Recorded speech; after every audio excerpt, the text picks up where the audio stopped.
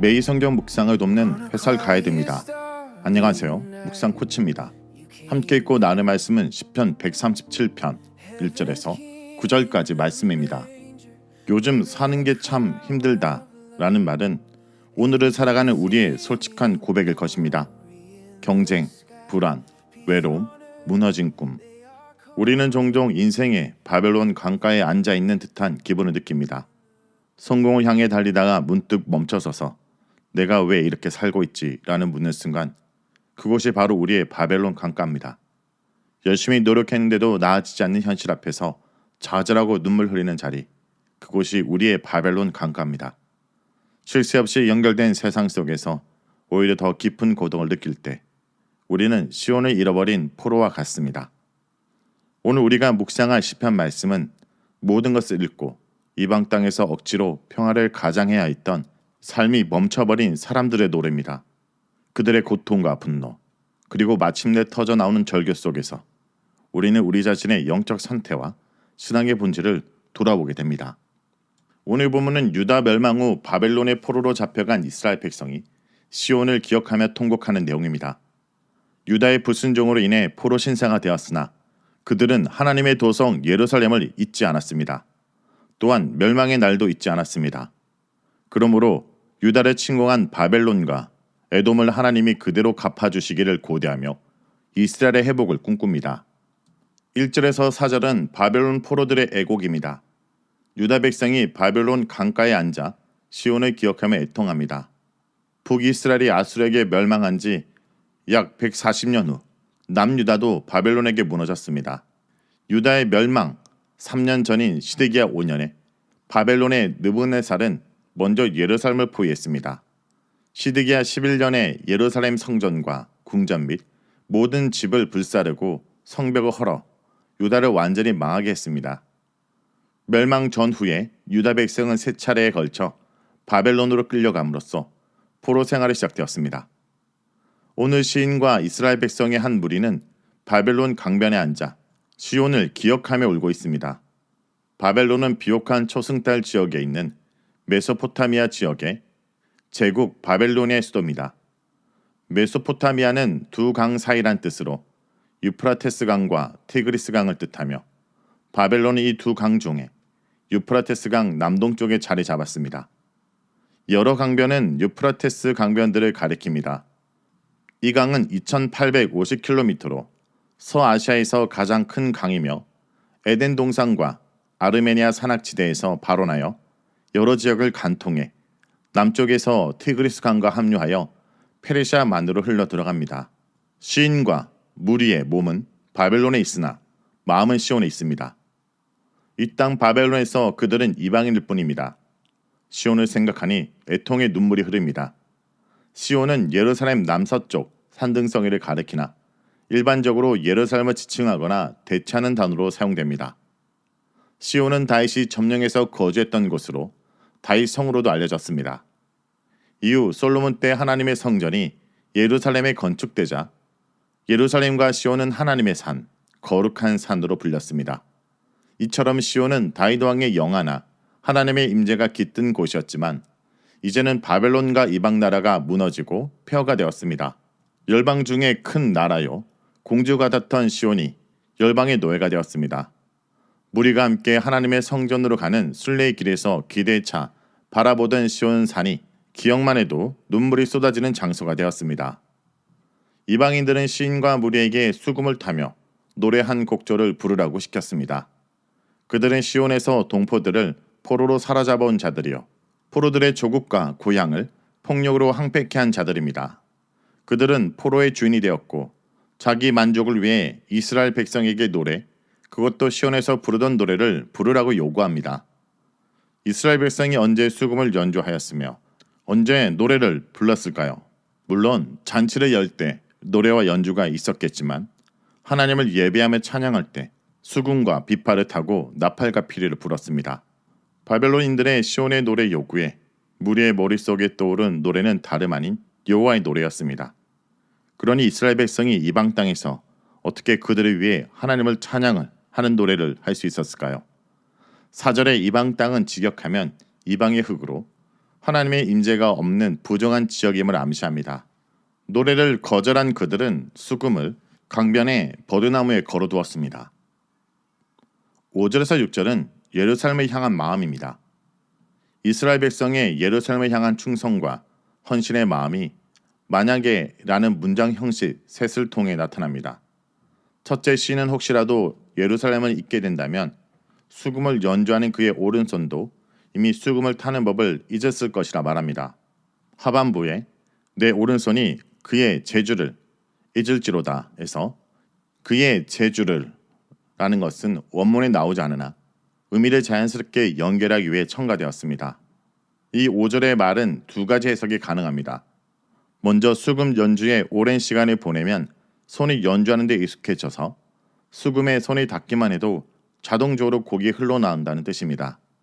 그러므로 죽기 전에 병이 들어 수금 연주를 잊었을지 몰라도 그런 일이 일어나기 전에는 결코 예루살렘을 잊을 수 없다는 뜻입니다.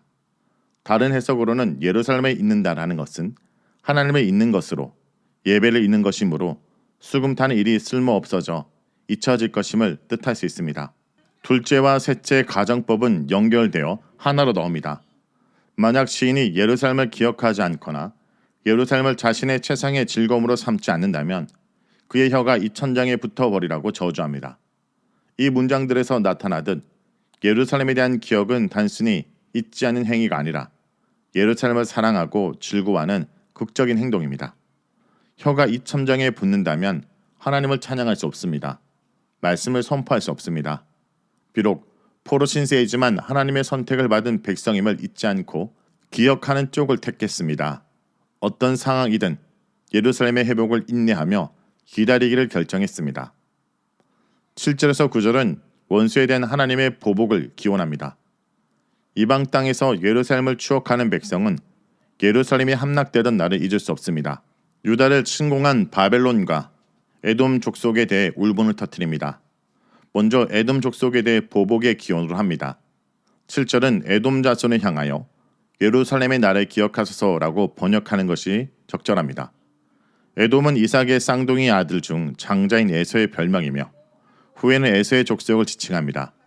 에서와 에돔 족속은 형제지간이면서도 야곱과 그의 자손 이스라엘의 적대감을 갖고 이스라엘 역사 내내 시시때때로 못살게 굴었습니다. 특히 유다 왕 시드기야 11년에 바벨론의 느부갓네살이 예루살렘 성전을 파괴하고 유다를 함락시켰을 때 에돔도 가담했습니다. 유다 포로들은 당시 에돔이 헐어버려라 헐어버려라 예루살렘의 기초까지 라고 외치며 유다를 공략한 일을 떠올립니다.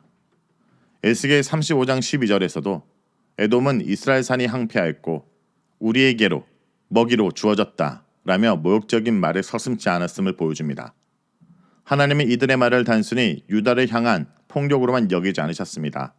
이들의 자랑과 욕은 하나님을 거슬러 우쭐대고 하나님을 거슬러 교만한 말을 퍼붓는 것으로 여기셨습니다. 그러므로 에돔이 이스라엘의 유업이 항폐된 것을 기뻐한 것처럼 하나님은 에돔 세일산과 그 전부를 항폐하게 함으로써 분명히 심판하실 것임을 예고하십니다.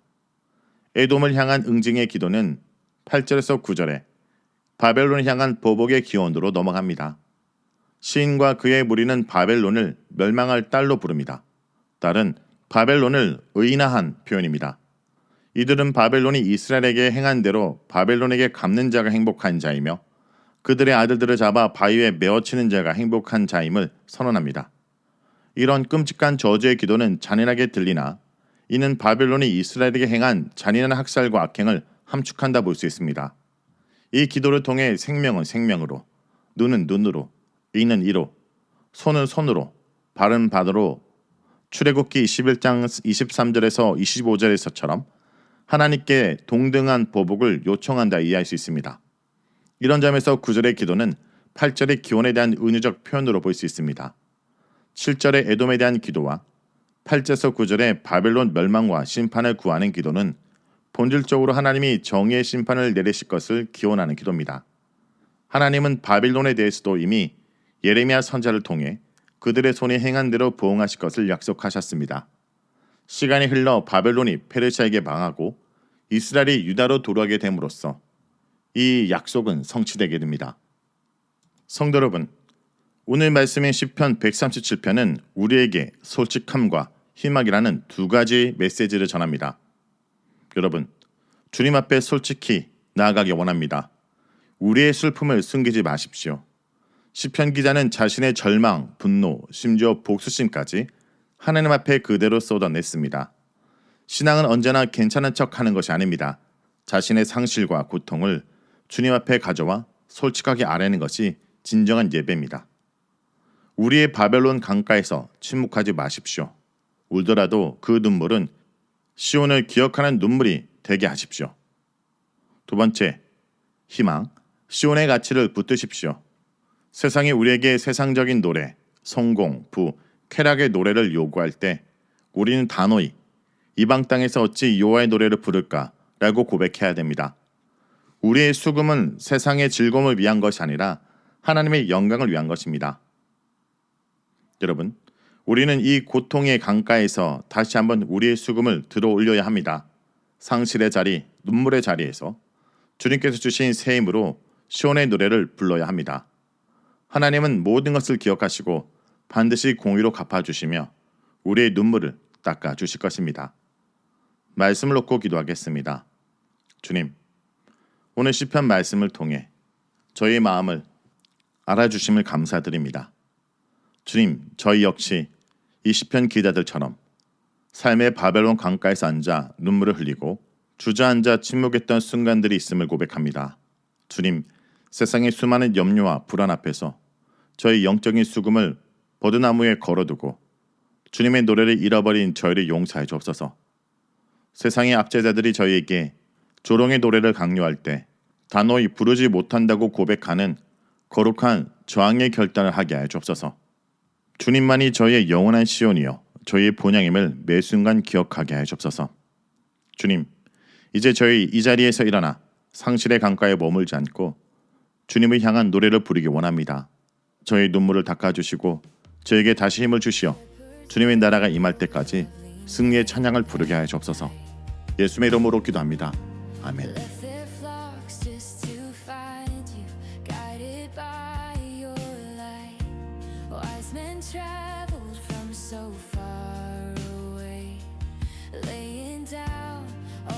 Treasures at your feet today.